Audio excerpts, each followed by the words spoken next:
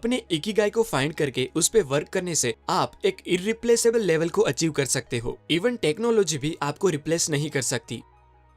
दोस्तों, जापान में एक आइलैंड है जिसका नाम है ओकिनावा, जहाँ पर रहने वाले लोग 100 साल से भी ज्यादा जीते हैं और वहाँ 80 से 90 साल की एज वाले लोग भी हर रोज खुशी खुशी उठ के अपना काम करते हैं और मरते दम तक रिटायर होने का नाम नहीं लेते। यानी कि पूरी दुनिया में सबसे लंबी, अच्छी और खुशहाल लाइफ जापान के ओकिनावा में रहने वाले लोग जीते हैं, क्योंकि वो लोग एक फॉर्मूला यूज करके अपनी लाइफ जीते हैं जिसका नाम है इकिगाई, यानी कि जीने की वजह। जापानीज लोग मानते हैं कि आप किसी न किसी खास मकसद के लिए ही इस दुनिया में आए होते हो और वो मकसद ही आपका इकिगाई होता है। अगर आप आपके इकिगाई यानी कि आपके मकसद के अलावा कोई भी काम करते हो तब आपको वो मजा नहीं आएगा। आप हमेशा स्ट्रेस में रहेंगे और आपका दिमाग हर वक्त आपके उस मकसद की तलाश में ही लगा रहेगा। लेकिन अच्छी बात यह है कि इस दुनिया में कहीं पर भी रहने वाला इंसान इस जापानीज फॉर्मूला का यूज करके अपने इकिगाई यानी कि अपने जीवन के मकसद को फाइंड कर सकता है। जब भी आप अपनी कॉलेज खत्म करके बाहर वर्क करने जाते हो तब आपको एक बहुत बड़ा डिसीजन लेना पड़ता है कि अब आप लाइफ में क्या करोगे। ये डिसीजन लेना बहुत इंपॉर्टेंट होता है क्योंकि आपकी लाइफ का सबसे ज्यादा टाइम आप काम करने में ही स्पेंड करते हो। इसीलिए कोई आपको कहेगा कि तुम्हें जो काम से खुशी मिलती हो वो करो, कोई कहेगा तुम जिस काम में अच्छे हो वो करो, कोई कहेगा वो काम कर जिसमें सबसे ज्यादा पैसे मिले, या फिर कोई ये कहेगा कि बेटा ऐसा काम कर जिसकी दुनिया को जरूरत हो। अब इसमें प्रॉब्लम ये है कि हर कोई हमें इस चार में से किसी एक ऑप्शन को ही चूज करने के लिए कहता है, जो एक गलत एडवाइस है। इकिगाई इन चारों पार्ट्स का कॉम्बिनेशन है और अगर इसमें से कोई एक पार्ट भी मिस हो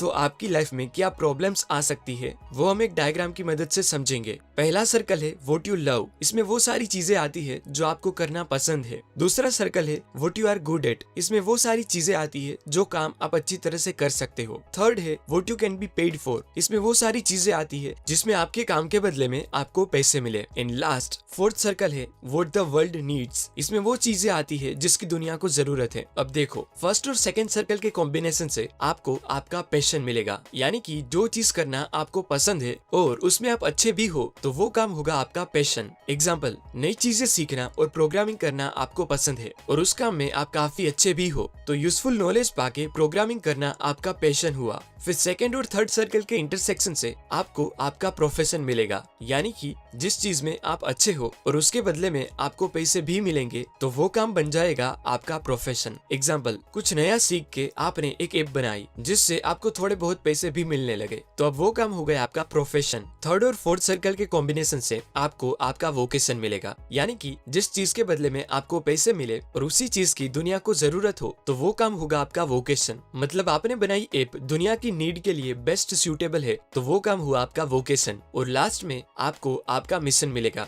यानी कि जिस चीज की दुनिया को जरूरत हो और वो ही आपका फेवरेट वर्क हो तब वो वर्क करने का रीजन ही आपका मिशन बन जाएगा। एग्जाम्पल, जिस ऐप की दुनिया को जरूरत है उस पे ही वर्क करना आपको बहुत पसंद था तो आपकी पसंद और दुनिया की नीड बन गया आपका मिशन। प्रॉब्लम तब आती है जब लोग आपको सिर्फ आपका पैशन फाइंड करने के लिए कहते हैं, पर सिर्फ पैशन फाइंड करना काफी नहीं होता क्योंकि वो इकिगाई का सिर्फ एक पार्ट है। आपको ऐसा वर्क फाइंड करना चाहिए जो बाकी तीनों कंपोनेंट्स को भी सेटिस्फाई करे। एग्जाम्पल देके बताऊं तो समझो आपको ब्लॉग लिखना पसंद है, आपने बहुत मेहनत करके अपनी ब्लॉगिंग स्किल को इम्प्रूव किया और अब आप उसमें अच्छे बन गए हो और दुनिया को आपके ब्लॉग्स पढ़ के कुछ नया सीखने को मिलता है, यानी कि दुनिया को आपके काम की जरूरत है और वो आपको आपके काम के बदले में पैसे देती है। मतलब कि ब्लॉगिंग ये चारों कंपोनेंट्स को सेटिस्फाई करता है, यानी कि ब्लॉगिंग आपका इकिगाई है। आपका एम होना चाहिए ऐसी चीज को फाइंड करना जो पैशन, प्रोफेशन, वोकेशन और मिशन इन चारों कंपोनेंट्स को सेटिस्फाई करे और इस चारों कंपोनेंट्स के बीच में ही आपको आपका इकिगाई मिलेगा, यानी कि वो काम मिलेगा जिसे आप पसंद करो, जिसमें आप अच्छे भी हो, जिससे आपको पैसे मिले और उस काम की दुनिया को जरूरत भी हो। और जब ये चारों चीजें सेटिस्फाई होगी तभी आप एक लंबी और बिना स्ट्रेस वाली सफल जिंदगी जी पाएंगे। एग्जाम्पल देके बताऊं तो सचिन को क्रिकेट खेलना पसंद है, उसमें वो प्रैक्टिस करके अच्छे बने। क्रिकेट खेलने से उनको पैसे भी मिलते हैं और लोगों को उनकी बैटिंग बहुत पसंद है, यानी कि दुनिया को उनकी जरूरत है। सचिन के लिए क्रिकेट इन चारों कंपोनेंट्स को सेटिस्फाई करता है, मतलब क्रिकेट सचिन का इकिगाई है। आप जितने भी पॉपुलर पर्सनालिटीज को जानते हो उन्होंने अपने इकिगाई को फाइंड कर लिया होता है और उसकी वजह से ही वो इतने आगे होते हैं।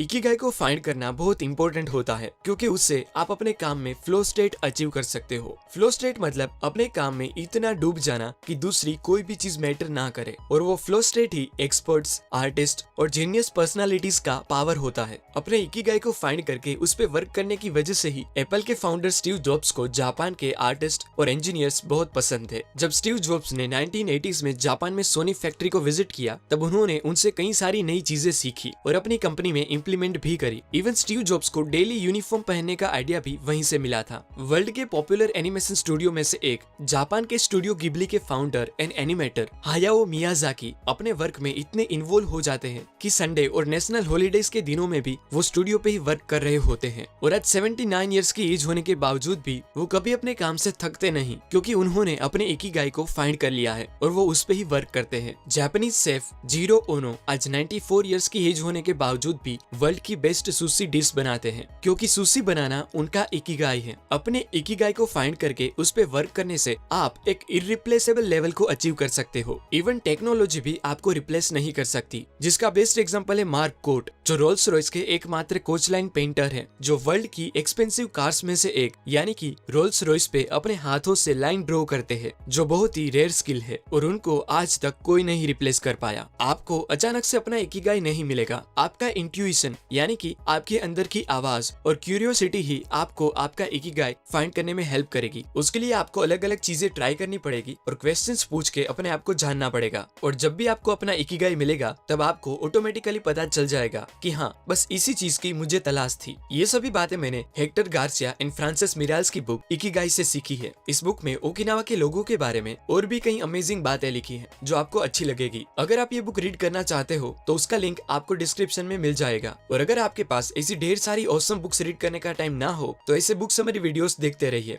धन्यवाद।